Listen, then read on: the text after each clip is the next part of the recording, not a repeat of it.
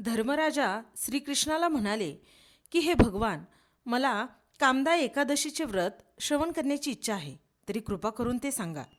धर्मराजाचा प्रश्न ऐकून श्रीकृष्ण म्हणाले की हे पांडुकुमार, एकदा दिलीप राजाने वशिष्ठांना प्रार्थना करून विचारले की महाराज, मला कामदा एकादशी व्रत ऐकण्याची इच्छा आहे, तरी कृपा करून सांगा. तेव्हा वशिष्ठ म्हणाले की याविषयी तुला एक पूर्व इतिहास सांगतो, तो नीट चित्त देऊन ऐक. पूर्वी भोगापूर नावाच्या नगरीत नाग लोकांची वस्ती होती. तेथे पुंडलिक नावाचा राजा राज्य करीत होता. तो महापराक्रमी होता. त्याचे सामर्थ्य अफाट होते. गंधर्वसुद्धा त्याची सेवा करीत असत.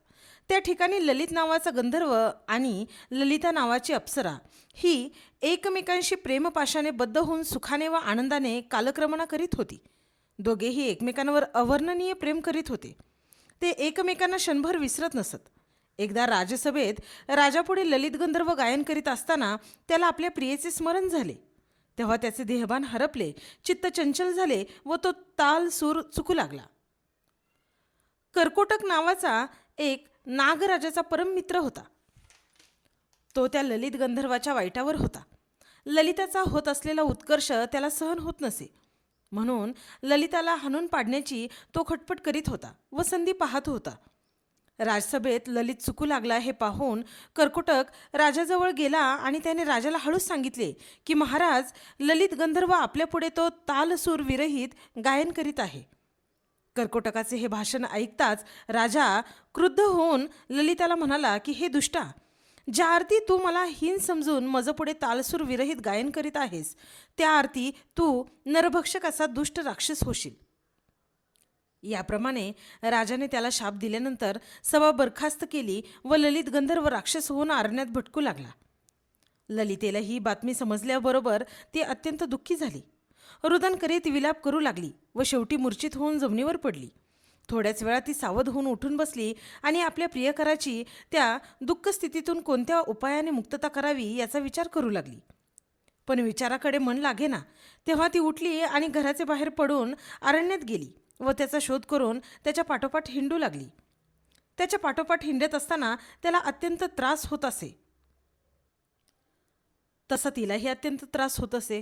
चालताना ठेचा लागून पायाचे रक्त निघत असे, काटे बोचत असत, ऊन लागत असे, खाण्यापिण्याला मिळत नसे. अशा प्रकारे नाना प्रकारचे दुःख भोगीत त्याच्या पाठोपाठ हिंडत असताना ती हिमालय पर्वतावर आली. तेथे तिने